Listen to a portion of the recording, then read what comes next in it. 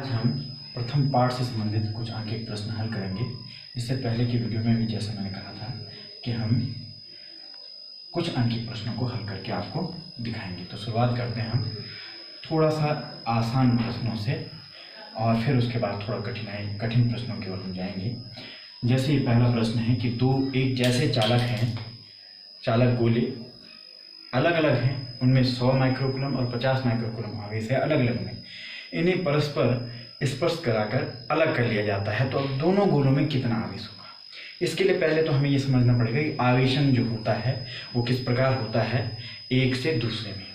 हमने कहा कि एक गोला है, दोनों एक जैसे गोले हैं, दोनों में आवेश हैं, एक में 100 माइक्रो, दूसरे में 50 माइक्रो।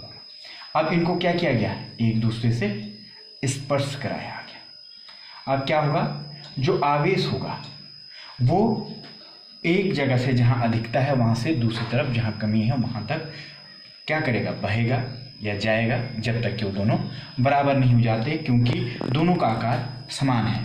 तो अब जब ये अलग अलग हो जाएंगे तो हम किस प्रकार निकालेंगे कि दोनों में कितना कितना आवेश होगा।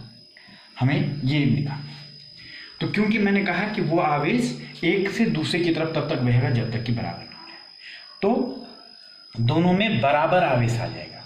वो कैसे, इसका हम औसत निकालेंगे, क्योंकि हमारे पास पहले क्या है, Q1 100 माइक्रो और Q2 50 माइक्रो।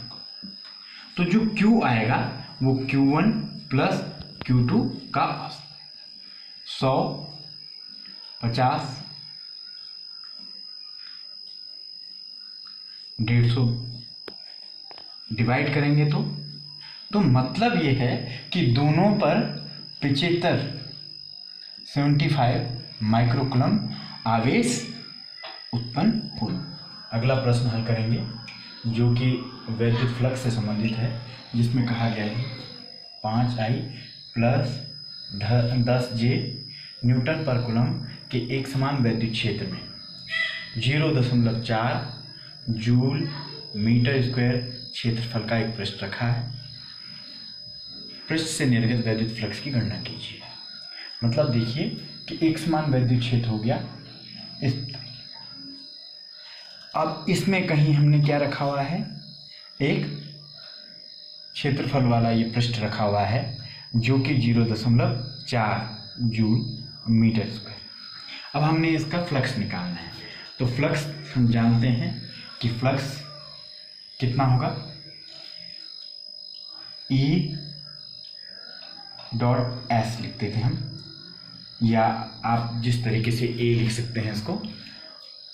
तो अब हमारे पास E है 5I 10J और S एरिया है 0.4 J। तो जो फाई होगा, फाई E हम इसे कह सकते हैं इलेक्ट्रिक फ्लक्स है। E की जगह उसका वैल्यू रखेंगे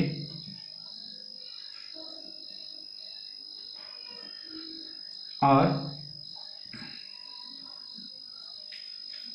अब हम इनका डॉट प्रोडक्ट है, तो इसका पहले इसके साथ और इसका इसके साथ 5 × 0.4 एक I डॉट प्लस 10 J के। देखिए J का J के साथ, J का I के साथ। हमें पता है कि I और J एक दूसरे से लंबवत हैं, तो इनका जो डॉट प्रोडक्ट आएगा वो 0 होगा, तो ये पूरा 0 हो जाएगा और हमारे पास सिर्फ ये वाला बचेगा। यदि हम इसे मल्टीप्लाई इसका करें तो यह आता 4 J डॉट J, इनका जो डॉट प्रोडक्ट आएगा वो आएगा 1 और ये आपका हो जाएगा 4। आपका हो गया 4 न्यूटन मीटर स्क्वायर पर कूलम। अब हम अगले प्रश्न की ओर बढ़ते हैं जो कूलॉम के नियम से संबंधित है कि दो प्रोटॉन के मध्य दूरी की गणना कीजिए यदि उनके मध्य प्रतिकर्षण बल एक प्रोटॉन के भार के बराबर है। यदि mp मतलब मास जो उसका दे रखा है, द्रव्यमान दे रखा है, और गुरुत्वीय त्वरण आपको दे रखा है, और हम उसमें जो उनके बीच मध्य दूरी है वो ज्ञात करेंगे। 2 प्रोटॉन हैं, इनकी मध्य दूरी r है।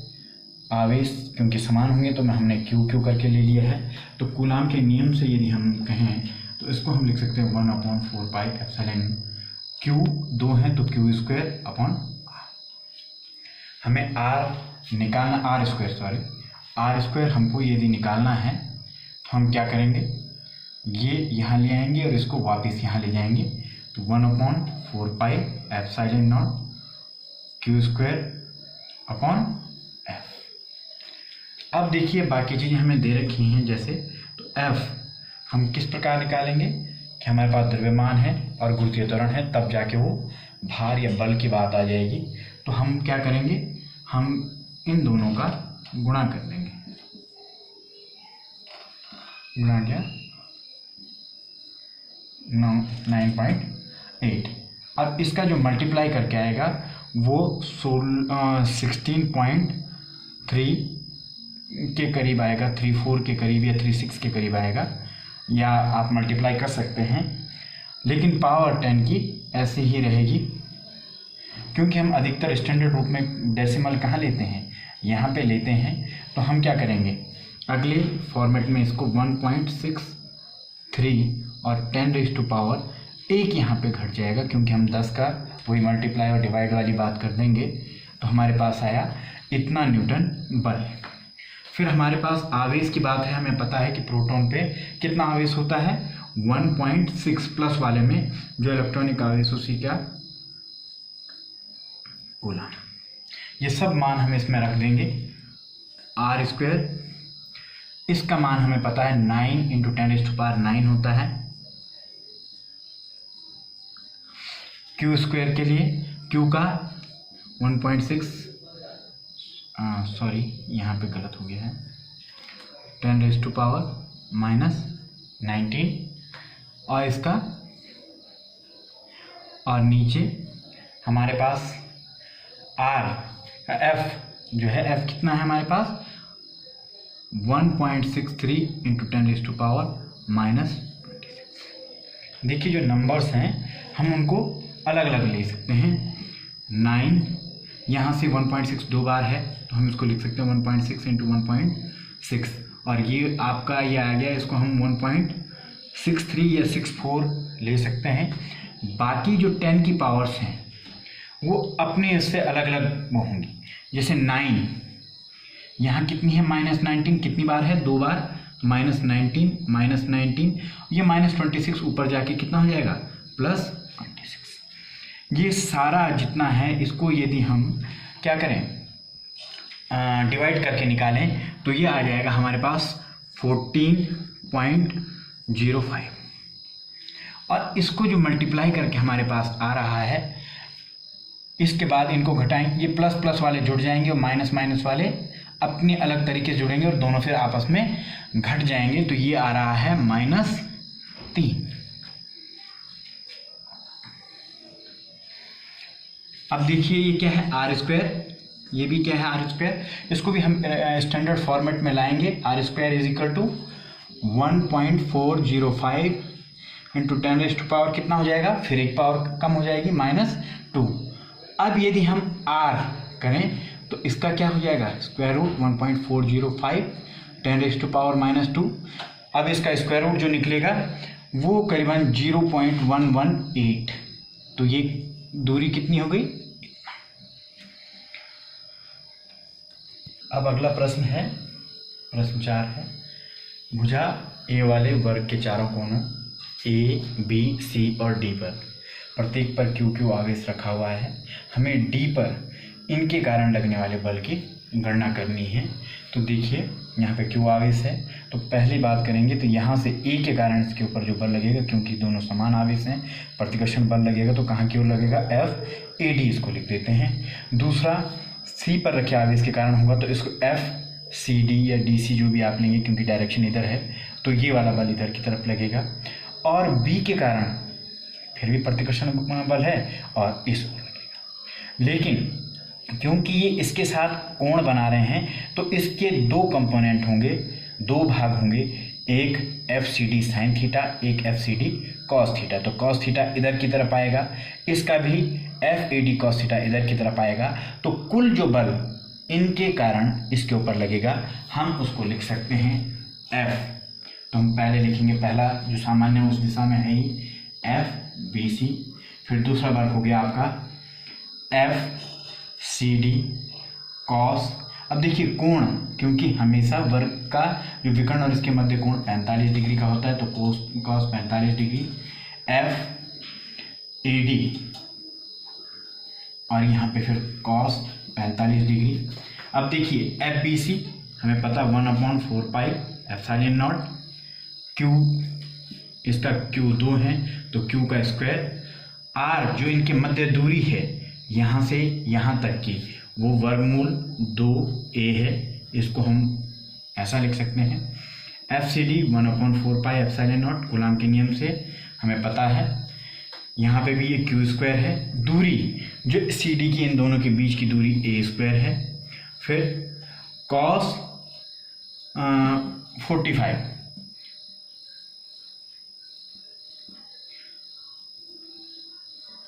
F A D 1/4 pi epsilon not, यहाँ पे भी क्यू स्क्वायर अपॉन वही ए स्क्वायर, कारण क्या है ए डी, जो आपका ए डी है उसकी दूरी भी ए है, और यहाँ पे भी हमारे पास आ जाएगा cos 45 डिग्री।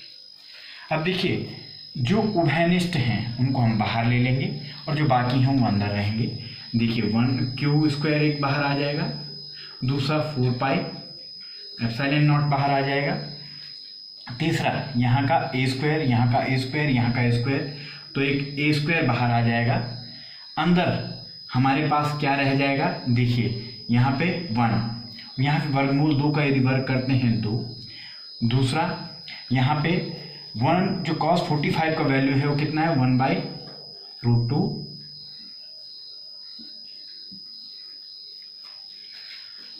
ये हमारे पास ऐसे ही रहेगा 4 पाई एप्सिलॉन नॉट ए स्क्वायर।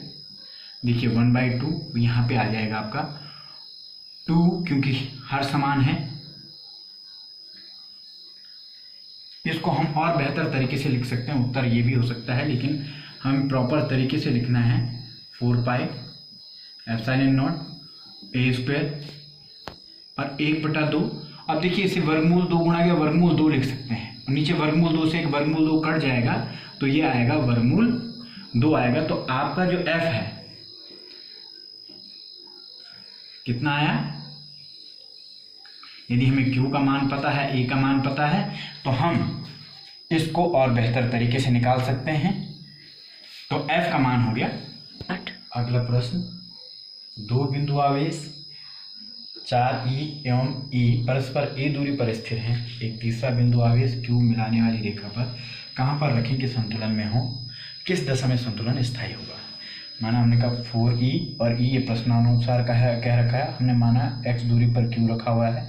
अब हमें इसे कितनी दूरी पे है जिससे जो ये संतुलन स्थायी हो, इसका मतलब ये है कि ये ना इनकी स्थिति को बदले ना इसकी अपनी स्थिति बदले। इसको यदि हम इधर ले जाएं तो ये वापस आ जाए, इधर ले जाएं तो वापस आ जाए, उस संतुलन को स्थायी संतुलन कहा जाता है। तो वो कब होगा, जब इसमें लगने वाले दोनों बल F1 इसके कारण और F2 इसके कारण क्या हो जाएंगे, बराबर हो जाएंगे। तो संतुलन की अवस्था के लिए F1 और F2 बराबर होने आवश्यक हैं। F1 के लिए हम देखिए वही कूलॉम के नियम से वह 4 पाई एप्सिलॉन Q की जगह 4e और Q आ जाएगा 4e Q अपॉन इनके बीच की दूरी x स्क्वायर आ जाएगी। F2 इसकी वजह से यहाँ पे तो ये आ जाएगा वही 1/4 पाई एप्सिलॉन नॉट, यहाँ पे Q और E आ जाएगा, और जो दूरी होगी वो होगी आपकी -a x। देखिए ये एक जैसे हैं, ये कट जाएंगे, E से कट जाएगा, Q से कट जाएगा, हमारे पास क्या बचता है 4, ये यहाँ चला जाएगा a x का स्क्वायर और यहाँ पे आ जाएगा x स्क्वायर। देखिए दोनों तरफ वर्ग हैं तो दोनों तरफ वर्गमूल करने पर 4 का वर्गमूल 2 हो जाएगा a x, और इसको हम यदि सही तरीके से लिखते हैं 2a - 2x और यहाँ पे x, तो 2a अपनी जगह आएगा, -2x यहाँ चला जाता तो 2x और ये मिलके कितना हो जाएगा 3x, क्योंकि माइनस है प्लस हो जाएगा, तो x इक्वल टू जो हमारे पास आ जाता है 2a/3 आ जाएगा, जो कि हमारी सामान्य 4e से 2a/3 दूरी पर यदि हम q को रखें तो जो संतुलन की अवस्था कहलाएगी, वहाँ पे संतुलन कहाँ पर होगा, यहाँ पर होगा। अब ये प्रश्न होता है किस दशा में संतुलन स्थायी होगा। यदि ये धनात्मक आवेश है तो देखिए जब हम इसको इधर ले जा रहे हैं तो F1 कम हो रहा है और क्योंकि इसके कारण F2 है तो ये बढ़ रहा है, तो F2 क्या करेगा, प्रतिकर्षण है, इसको वापस अपनी जगह लाने की कोशिश करेगा। फिर इसको यदि हम इधर ले जाते हैं तो अब आपका F2 कम हो रहा है, F1 बढ़ रहा है, वो उसको उधर ले जाएगा, तो ये स्थायी हो जाएगा संतुलन जब इस पे धनात्मक आवेश होगा। माना यहाँ पे ऋणात्मक आवेश है तो स्थितियाँ बदल जाएंगी, F1 इधर की तरफ आएगा और F2 इधर की तरफ आएगा। तो देखिए जब हम उधर ले जा रहे हैं तो F2 किसके कारण है, इसके कारण, तो ये क्या होगा, उधर की तरफ आकर्षित, तो संतुलन नहीं रह पाएगा, वो उधर की तरफ आकर्षित हो जाएगा। तो संतुलन कब होगा, जब ये धनात्मक q आवेश होगा तब स्थायी होगा, और यदि ऋणात्मक है तो स्थायी नहीं होगा, अस्थायी संतुलन होगा। और कितनी दूरी पे। इन प्रश्नों के बाद आपको 2 अभ्यास प्रश्न दिए जा रहे हैं और उनसे संबंधित थोड़ा बहुत क्लू आपको दिया जा रहा है चित्र के रूप में, और इनको आप कर सकते हैं क्योंकि ऐसे ही प्रश्न मैंने अभी हल कराए हैं, तो इनको आप हल करने की कोशिश करें। धन्यवाद।